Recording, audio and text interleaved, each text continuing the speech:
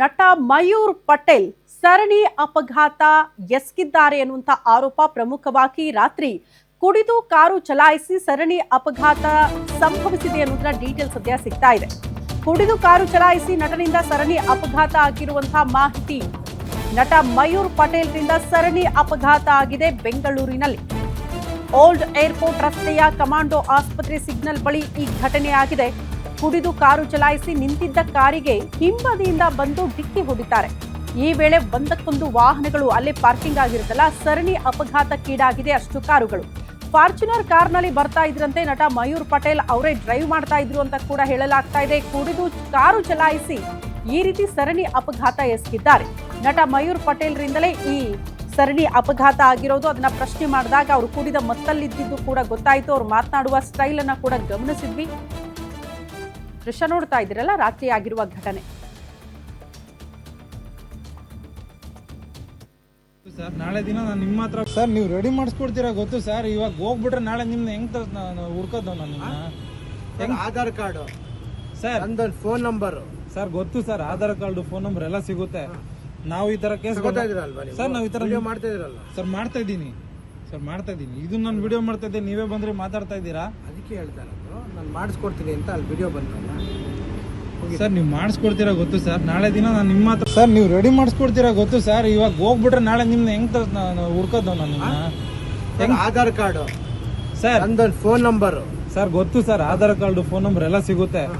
ನಾವು ಈ ತರ ಕೇಸ್ ಸರ್ ನಾವು ಈ ತರ ವಿಡಿಯೋ ಮಾಡ್ತಾ ಇದ್ರಲ್ಲ ಸರ್. ಮಾಡ್ತಾ ಇದ್ದೀನಿ ಇದು ನಾನು ವಿಡಿಯೋ ಮಾಡ್ತಾ ಇದ್ದೆ, ನೀವೇ ಬಂದ್ರೆ ಮಾತಾಡ್ತಾ ಇದ್ದೀರಾ. ಅದಕ್ಕೆ ಹೇಳ್ತಾ ಇರೋದು ನಾನು ಮಾಡಿಸ್ಕೊಡ್ತೀನಿ ಅಂತ ಅಲ್ಲಿ ವಿಡಿಯೋ ಬಂದಲ್ಲ ಸರ್. ನೀವು ಮಾಡಿಸ್ಕೊಡ್ತೀರಾ ಗೊತ್ತು ಸರ್. ನಾಳೆ ದಿನ ನಾನು ನಿಮ್ಮ ಹತ್ರ ಬಂದೆ ಎಷ್ಟಲ್ಲಿ ಬೇಕು ಗೊತ್ತಲ್ಲ ಸರ್.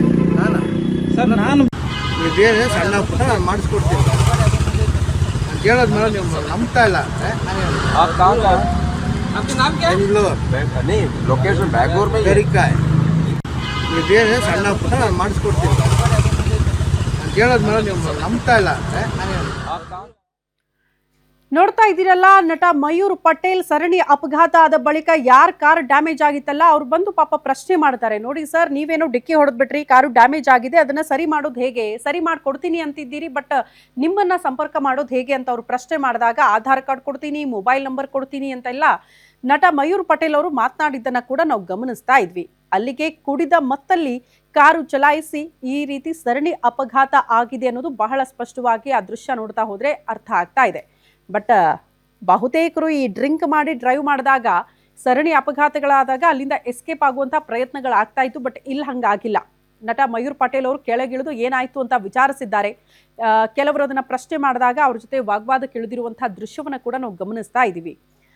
ಕಾರು ಡ್ಯಾಮೇಜ್ ಆಗಿದ್ರು ಪರವಾಗಿಲ್ಲ, ರಿಪೇರಿ ಮಾಡಿಕೊಡಿಸ್ತೀನಿ ಅನ್ನೋ ರೀತಿಯಲ್ಲಿ ನಟ ಮಯೂರ್ ಪಟೇಲ್ ಅವರು ಮಾತನಾಡ್ತಾ ಇರುವಂಥ ರೀತಿ. ಬಟ್ ಸಹಜವಾಗಿ ಆತಂಕ ಇರುತ್ತಲ್ಲ, ಯಾರ್ದೆಲ್ಲ ಕಾರ್ಗಳಿರುತ್ತೋ ಇವ್ರನ್ನ ಹೆಂಗಪ್ಪ ಸಂಪರ್ಕ ಮಾಡೋದು, ಸೆಲೆಬ್ರಿಟಿ ಬೇರೆ, ಸಂಪರ್ಕಕ್ಕೆ ಸಿಗ್ತಾರಾ ಇಲ್ವಾ, ಕೈಗೆ ಸಿಗ್ತಾರಾ ಇಲ್ವಾ, ಇಂಥ ಆತಂಕಗಳಿತ್ತು. ಹಾಗಾಗಿ ಅದನ್ನು ಕೂಡ ಪ್ರಶ್ನೆ ಮಾಡಿದ್ದಾರೆ ಅವರು.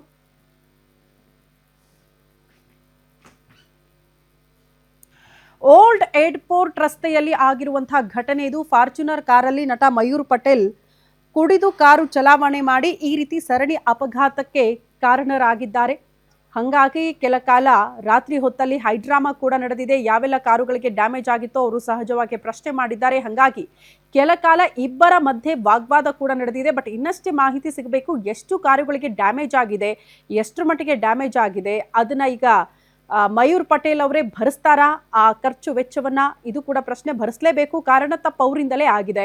ಬಟ್ ಇದಕ್ಕೆ ಸಂಬಂಧಪಟ್ಟಂತ ಅಧಿಕೃತ ಪ್ರಕರಣ ಏನಾದರೂ ದಾಖಲಾಯ್ತಾ, ಪೊಲೀಸರು ಇವ್ರನ್ನೇನಾದ್ರೂ ವಿಚಾರಣೆಗೆ ಒಳಪಡಿಸಿದ್ರಾ, ಇಂತಹ ವಿಚಾರಗಳಿಗೆ ಸಂಬಂಧಪಟ್ಟಂತೆ ಇನ್ನಷ್ಟೇ ಮಾಹಿತಿ ಸಿಗಬೇಕು. ಕಾರಣ ರಾತ್ರಿ ಹೊತ್ತಲಾಗಿರುವಂತಹ ಬೆಳವಣಿಗೆ ಪ್ರಮುಖವಾಗಿ ನೋಡಿ, ಹಲಸೂರು ಸಂಚಾರ ಠಾಣೆಯಲ್ಲಿ ಆಲ್ರೆಡಿ ಪ್ರಕರಣ ಕೂಡ ದಾಖಲಾಗಿದೆಯಂತೆ ಈ ವಿಚಾರಕ್ಕೆ ಸಂಬಂಧಪಟ್ಟಂತೆ. ಸೊ ಅಲ್ಲಿ ಅಧಿಕೃತವಾಗಿ ಪ್ರಕರಣ ದಾಖಲಾದ್ರೆ ಮಯೂರ್ ಪಟೇಲ್ ಅವರನ್ನ ಕೂಡ ವಿಚಾರಣೆಗೆ ಒಳಪಡಿಸಲಾಗುತ್ತೆ. ಕುಡಿದು ಡ್ರೈವ್ ಮಾಡೋ ಹಾಗಿಲ್ಲ, ಹಂಗೆ ಮಾಡಿದ್ರೆ ಅದಕ್ಕೂ ಕೂಡ ಫೈನ್ ಕಟ್ಟಬೇಕಾಗುತ್ತೆ. ಅವರು ಫೈನು ಕಟ್ಟಬೇಕು, ಜೊತೆಗೆ ಆಗಿರುವಂತಹ ಡ್ಯಾಮೇಜ್ ಅನ್ನ ಕೂಡ ಸರಿ ಮಾಡಿ ಕೊಡುವಂತಹ ಜವಾಬ್ದಾರಿ ಈಗ ನಟ ಮಯೂರ್ ಪಟೇಲ್ ಅವರ ಮೇಲಿದೆ.